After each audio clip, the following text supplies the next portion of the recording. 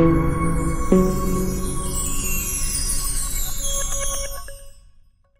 में कृषि के क्षेत्र में बिहार में तीसरा रोड मैप चल रहा है। हमारे संवाददाता ने कृषि मंत्री अमरेंद्र प्रताप सिंह से की खास बातचीत। नमस्कार, अभी हम बात करने जा रहे हैं कृषि मंत्री अमरेंद्र प्रताप सिंह जी से, जिनसे हम जानेंगे कि पहली बार ये कृषि मंत्री बनाए गए हैं, क्या इनका रोड मैप है, क्या प्लान है, सारी बात की जानकारी लेंगे। सर, आप पहली बार कृषि मंत्री बनाए गए हैं, मतलब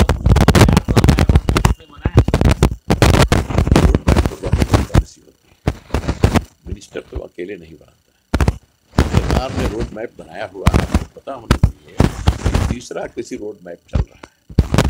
सरकार बनते बनते पहली बार जब एनडीए की सरकार हुई तो सरकार बनने के तुरंत बाद 2006-07 में रोड मैप, पहला रोड मैप, दूसरा रोड मैप आया, आज तीसरा रोड मैप है। हम बहुत आगे बढ़ चुके हैं कृषि के क्षेत्र में और कामकाज बहुत, और किसानों को जो आधुनिक खेती, आधुनिक बीज, आधुनिक यंत्र, इन सब की व्यवस्था की हुई है, लोग मिलने लगी है।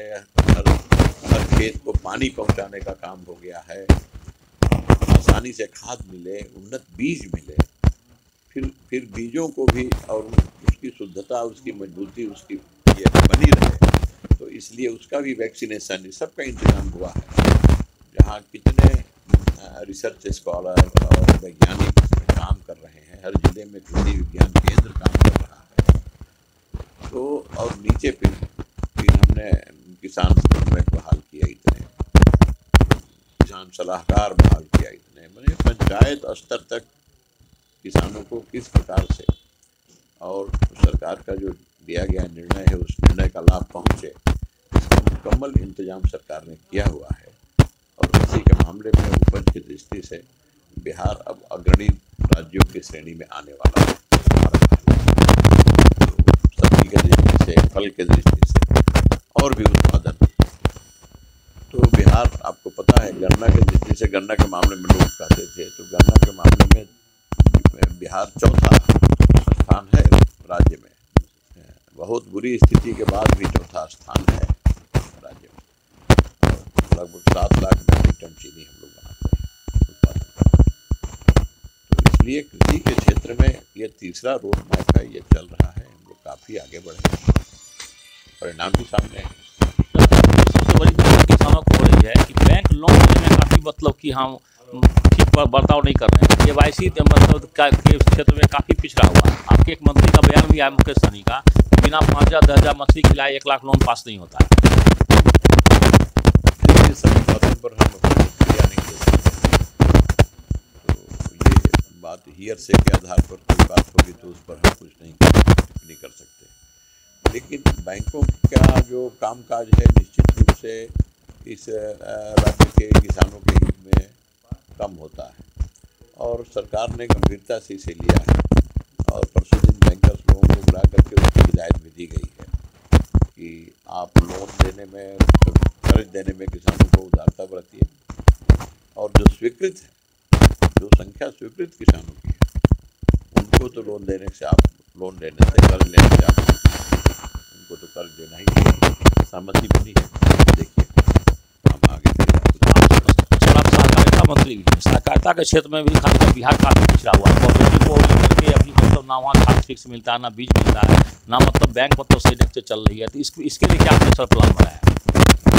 सहकारिता के क्षेत्र में हमने इतना तो जरूर किया है, जिसको मान सहकारी संस्था है, 265 रुपया यूरिया है तो 265 रुपया विश्वमान यूरिया देता है। ऐसा नहीं है, आप जनरल किसी बात को आप कहेंगे तो नहीं करने वाले, लेकिन स्पेसिफिक अगर कुछ बताइए आप, तो निश्चित रूप से हम आपको कह सकते हैं या देखेंगे क्या मामला है, या करवाएंगे।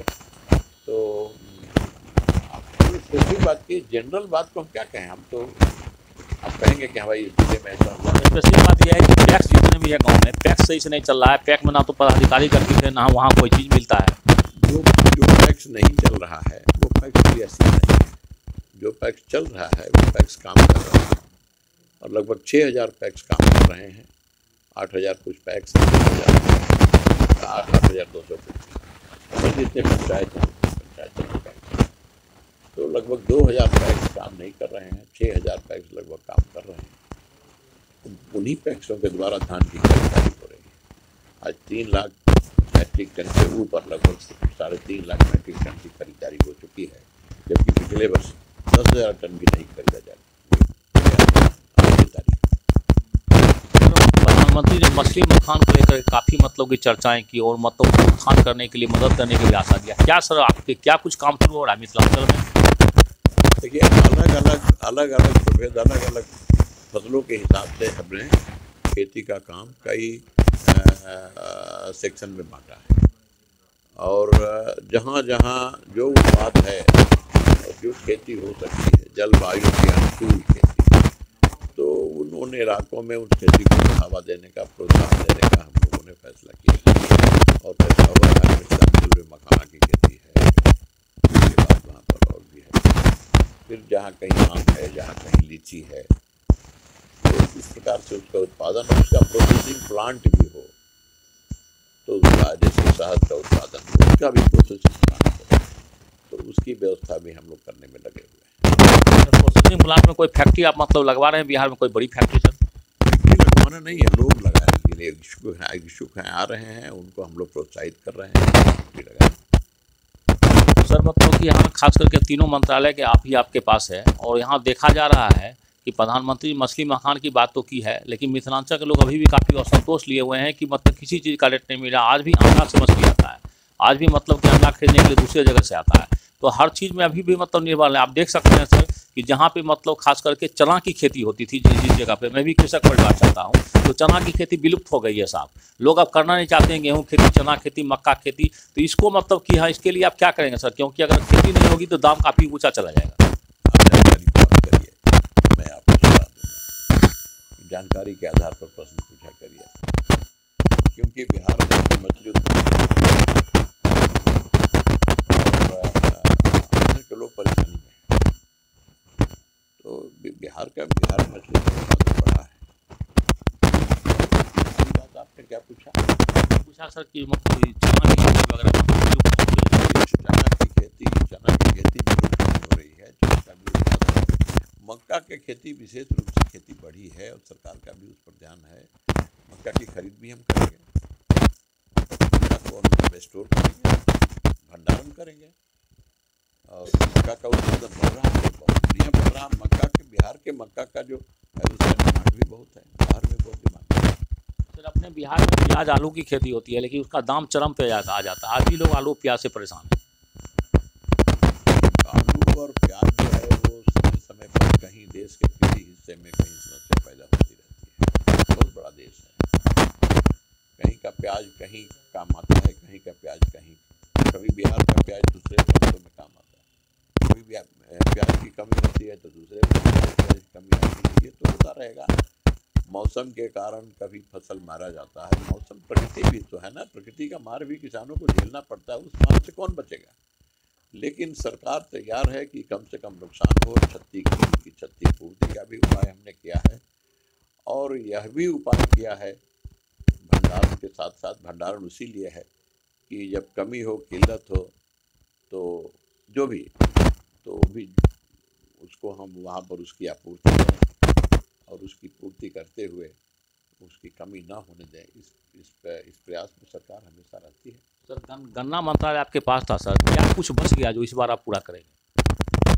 मंत्रालय में 11 मिलें काम कर रही हैं, और 11 मिलों को ठीक से वो चलता रहे, ये तो हम करेंगे। फिर पुरानी हैं जो पहले से बंद पड़ी हैं, हम उसमें से देख रहे हैं कितने चालू कराने की स्थिति में है, और चालू करा पाएँ तो ये बिहार के हित में अच्छा रहेगा, राज्य के हित में होगा, और वहाँ के किसानों के हित में भी होगा। वहाँ के किसान गन्ना की खेती भी बढ़ाएंगे, और उससे उनकी आमदनी बढ़ेगी। धन्यवाद। ये थे कृषि मंत्री अमरेंद्र प्रताप सिंह। इन्होंने खुलकर सारी बात की। 3 मंत्रालय अभी इनके पास है, और तीनों मंत्रालय का रोड इन्होंने बना लिया है कि कैसे उसको विस्तृत करना है। पिछले गन्ना मंत्रालय पिछले बार इनके पास था, तो गन्ना मंत्रालय में भी ये मतलब आगे क्या काम करेंगे उसका भी रोड मैप इन्होंने सोच लिया है। तो कहने का मतलब है कि पूरी तरह से मुस्तैद हैं कि हर विभाग अच्छे से काम करे और बिहार का तरक्की तरक्की हो, बिहार के आमजन का तरक्की हो, कृषक का तरक्की हो। तो आप देखते रहिए प्रत्येक राय अपने साथी दीपक के साथ Ajay Shankar Patna. May your life be full of stories. The plush new XUV 500. Vidya Vihar residential school Parora Purnia Bihar का premier residential school, CBSE affiliated, ISO 9001 certified, +2 level boys school, +2 science stream में लड़कियों को भी मौका। 30 एकड़ कैंपस में संपूर्ण विकास की व्यवस्था।